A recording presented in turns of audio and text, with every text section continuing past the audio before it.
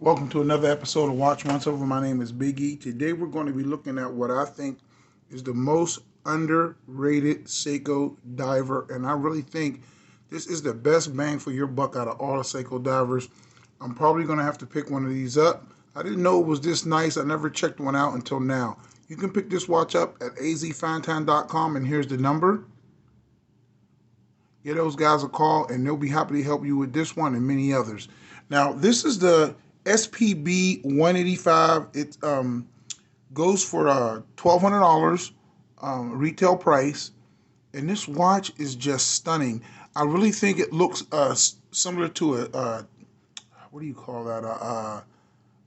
A black base steel. I'll put a picture of that up right there, so you can see it is really close to that black base steel. They're really both nice, but this one is about half the price of that.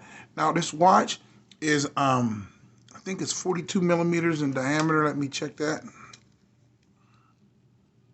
Yeah, it's a 42. And then it's not that thick for a diver. It's about 13 millimeters thick. And then the lug to lug, what is that going to be? The lug to lug on here is going to be only about a 47, 48.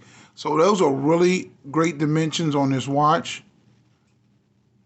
And I think this watch is just an understated beauty.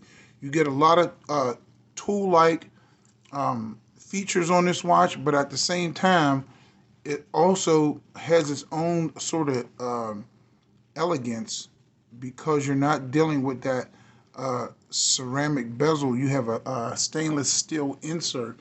Now this is powered by the 6R35. You get 21,600 vibrations per hour, 70-hour power reserve, so you get a real good power reserve on here. And you have a beveled crystal with AR coating on the inside. Now I also like that the rehaut on here is also in stainless steel, so it's keeping with all the same theme. I love the dial on here, which is more of a charcoal black. It's not a real inky black dial. It's more of a muted black. Real nice for legibility. You have all these applied markers, which are circles, and you get two rectangles. You get a date box with a white wheel over there at 3 o'clock, and you also get a little bit of another a half indice over there too, which is nice. And then you get that little popper red on the second hand with also Loom on the second hand. Now on this one you have the sword style hands, which are really nicely polished. There's nothing to miss on this one. Everything lines up. The bezel sounds just right. There's no backplay on this one. So once it clicks in, it's just right. So I really like this Marine Master case. And look at that. And that is Ratu polish on there with lovely, lovely brushing. You get holes in the lugs for quick strap changes, solid end links, and then you get a decent bracelet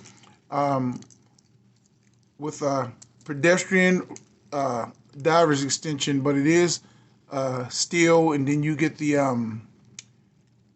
kind of a stamped clasp with 4 anchoring points, and you do get that flip out diver's extension right there. Let me show you how that works. Like that, it just flips right out, see? Like that. Put it back in and you lock it down. So on the case back, it has that sticker on there. I'll leave that on there for the next lucky buyer. Screw down case back. It's divers rated 200 meter watch. This one isn't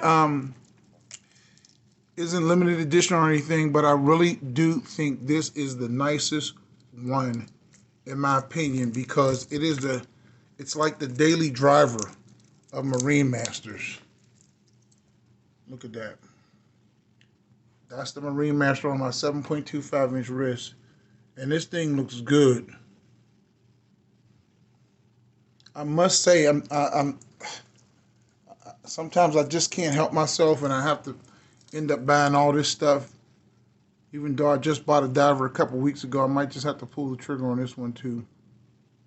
It's a real nice watch. Now let's check out the Loom. You get that Loomy Bright, the Seiko Loomy Bright. You can't go wrong with that ever. It's the best in the business. That's what the Loom looks like. The Lollipop is Loom too.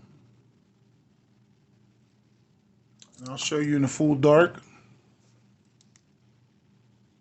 And this Loom does last all night, but Seiko Loomy Bright is the best in the business. I like these sword style hands. It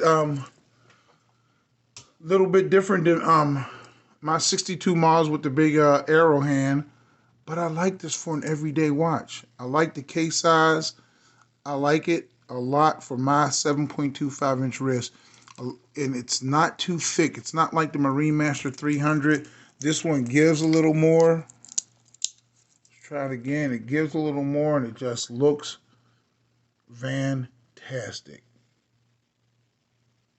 I think this is the most underrated of all the Marine Master 200s.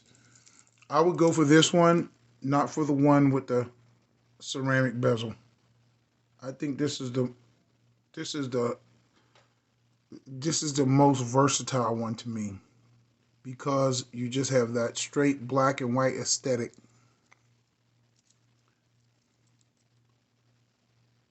Screw down crown, unsigned,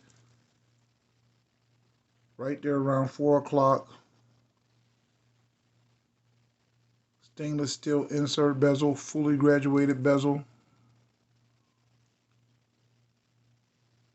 Excellent Loom, decent bracelet, and this bracelet can be upgraded. There are many options for this bracelet, but you do get a nice 3-link polish satin bracelet with little polish elements in the middle, and this is polished on the side, and it is affixed with pins and pipes, pins and sleeves, whatever you want to call it. But this is my pick for the nicest Marine Master 200. So anyway, my name is Big E. That's the Watch Once Over for today. Let me know what you think about this Marine Master, and I'll catch you guys on the next one. God bless, and I'll talk to you later.